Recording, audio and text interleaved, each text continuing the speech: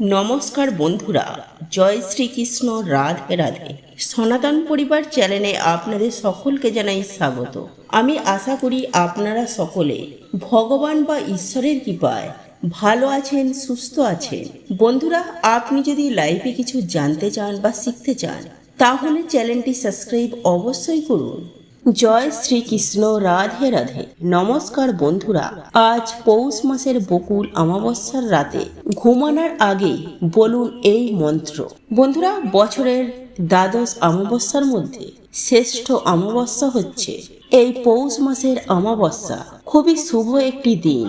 আজকের এই শুভ দিনে কিছু করুন বা নাই করুন, অন্তত পক্ষে রাতে ঘুমানোর পূর্বে উচ্চারণ করুন এই একটি বিশেষ মন্ত্র। এতে ভগবানের কৃপা লাভ হবে, জীবনে মনস্কামনা পূর্ণ হবে। আজকের এই পর্বে আমরা বিশেষ গুরুত্বপূর্ণ মন্ত্র সম্বন্ধে জানার চেষ্টা করব, যে মন্ত্রটি আমাদের প্রত্যেকে আজকের এই শুভ দিনে জপ করা উচিত, উচ্চারণ করা উচিত। এতে ভগবানের বিশেষ কৃপা লাভ করা যায় এবং মনস্কামনা পর্যন্ত পূরণ হয়। পাশাপাশি এই অমাবস্যার মাহাত্ম্য কথা জানার চেষ্টা করব। সকলকে স্বাগত জানাচ্ছি এই ধর্মীয় তথ্যমূলক চ্যানেলে। আমরা চেষ্টা করি এইরকমই সনাতন ধর্মে ধর্মীয় তথ্যমূলককে আপনাদের সামনে উপস্থাপন করতে, শেয়ার করতে। তাই আসুন আগামী কিছুক্ষণ সময় একসাথে ধৈর্য ধরে এই পৌষ অমাবস্যা অর্থাৎ বছরের শেষ অমাবস্যার দিন গুরুত্বপূর্ণ তথ্যগুলো জেনে নিই। আশা করি আজকের এই তথ্যগুলি আপনাকে সমৃদ্ধ করবে। ভালো লেগে থাকলে অবশ্যই একটি লাইক করে কমেন্টে আপনার ইষ্ট দেবতার নামটি একবার হলেও লিখে যাওয়ার অনুরোধ জানাচ্ছি।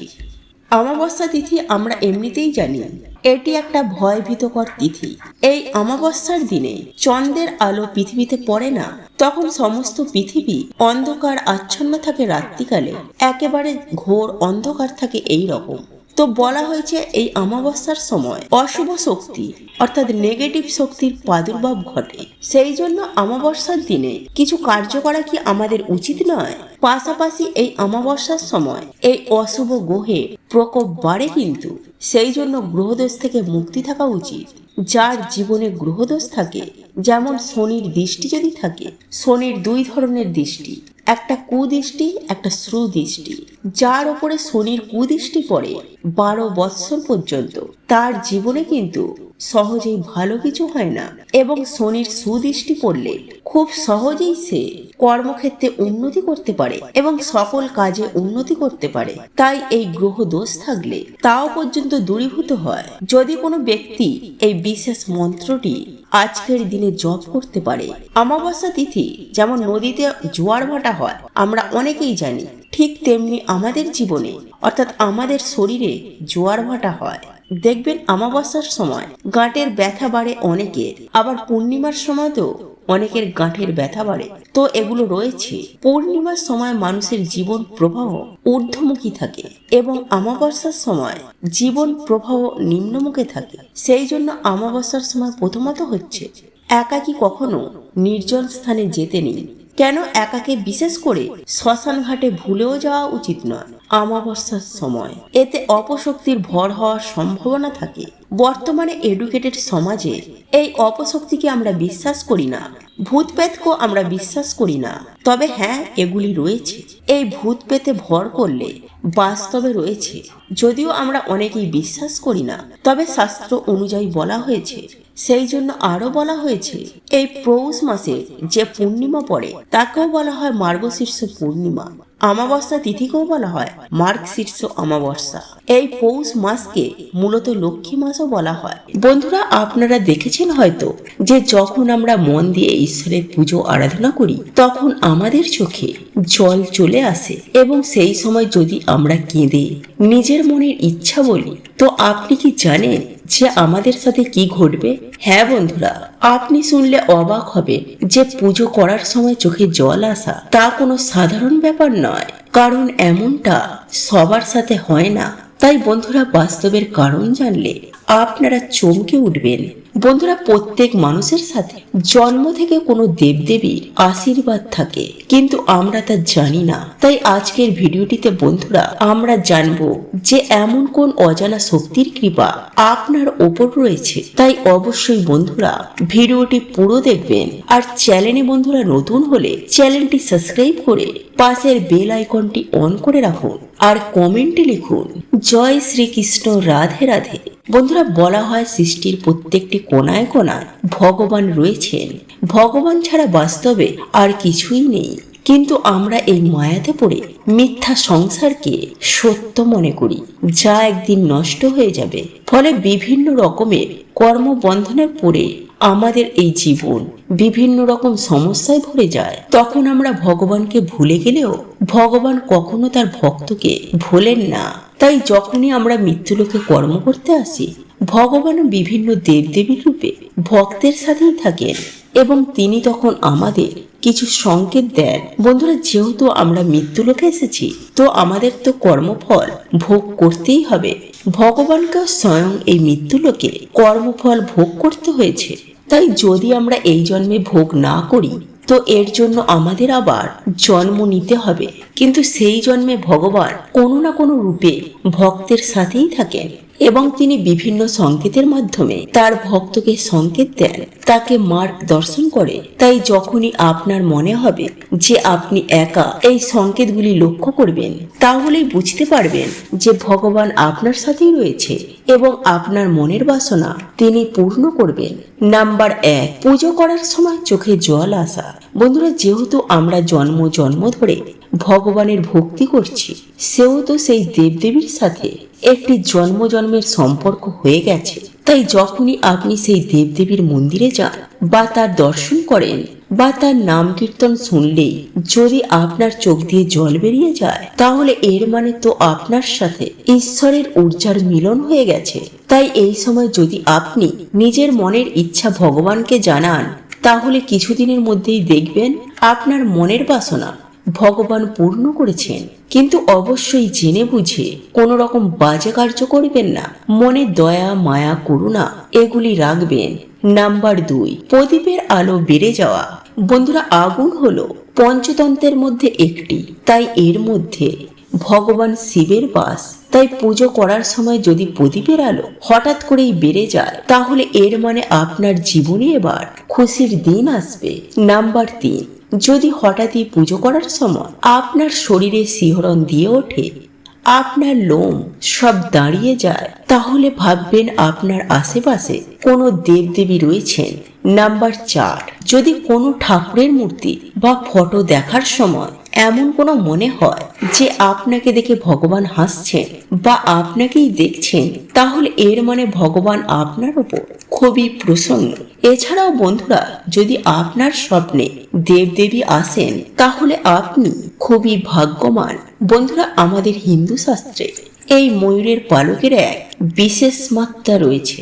জ্যোতিষ শাস্ত্রে অনুসার যেই স্থানে ময়ূরের পালক থাকে, সেখানে কখনো গ্রহের খারাপ প্রভাব পড়ে না। পুরাণেও ময়ূরের পালক নিয়ে বিভিন্ন উপায়ের কথা বলা হয়েছে। আয়ুর্বেদেও ময়ূরের পালক নিয়ে এটি বলা হয়েছে যে কিভাবে ময়ূরের পালক বাড়ি থেকে রোগ ব্যাধি দূর করে। সাথে ভগবান শ্রীকৃষ্ণ এই ময়ূরের পালকে অনেক প্রশংসা করেছেন এবং তিনি তার নিজের মুকুটে সর্বদাই ধারণ করেন। ময়ূরের পালক ছাড়া কখনো কোথাও তিনি যান না।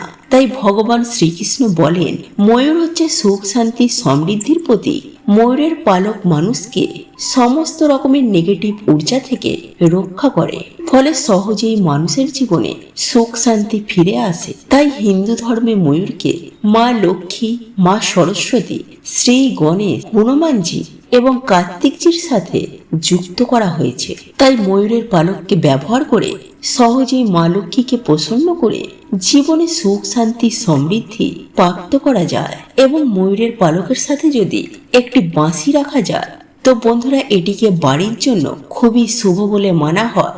নাম্বার 2, বন্ধুরা, যদি আপনাদের বাড়িতে সুখ, শান্তি, সমৃদ্ধি আসতে বাধার সৃষ্টি হচ্ছে, তো বন্ধুরা আপনারা কি করবেন? বাড়ির যে মুখ্য দরজা রয়েছে তার উপরে আপনারা গণেশজির প্রতিমা রেখে তার দুপাশে দুটি ময়ূরের পালক রাখবেন। এতে বন্ধুরা আপনাদের বাড়িতে কোনো রকমের নেগেটিভ ঊর্জা আর প্রবেশ করতে পারবে না। এবং যদি বন্ধুরা আপনাদের বাড়িতে সদর দরজা বাস্তুর নিয়মে বিপরীত দিকে হয়, তাহলে বাড়ির যে মুখ্য দরজা রয়েছে তার উপরে আপনারা 3টি ময়ূরের পালক টাঙিয়ে দিন। এতে বন্ধুরা আপনাদের বাড়ির বাস্তু ঠিক হয়ে যাবে। নাম্বার 3, বন্ধুরা যদি আপনাদের ওপর গ্রহের খারাপ দৃষ্টি চলে, রোগ ব্যাধি যদি আপনাদেরকে ঘিরে থাকে, কিছুতেই যদি বাড়িতে উন্নতি যদি না হয়, তো বন্ধুরা আপনারা একটি ময়ূরের পালক নিয়ে তাতে গঙ্গা জল ছিটিয়ে বা শুদ্ধ জল ছিটিয়ে ভগবান শ্রীকৃষ্ণের নাম নিয়ে বাড়িতে এমন জায়গায় রেখে দিন যেখানে কেউ সেই জিনিসটিকে দেখতে না পায়। নাম্বার 4, পড়াশোনায় কিছুতেই মন লাগে না। বন্ধুরা যাদের পড়াশোনায় একদমই মন বসছে না বা পড়া মুখস্থ থাকছে না, তারা কি করবেন, একটি ময়ূরের পালক নিয়ে তাতে গঙ্গা জল ছিটিয়ে মা সরস্বতীর পায়ের কাছে রেখে দিন। পরের দিন আপনারা সেই ময়ূরের পালকটিকে নিজের বইয়ের মধ্যে রেখে দিন। এতে আপনাদের পড়াতে অবশ্যই মন বসবে। নাম্বার 5, যাদের বাড়িতে ছোট বাচ্চার উপর বারবার নজর লাগে, তারা বালিশের নিচে একটি ময়ূরের পালক রেখে রাতের বেলায় ঘুমিয়ে পড়ুন। পরের দিন আপনারা সেই ময়ূরের পালকটিকে নিয়ে গিয়ে কোনো প্রবাহমান জলাশয়ে ভাসিয়ে দিন। নাম্বার 6, শত্রুনাশ।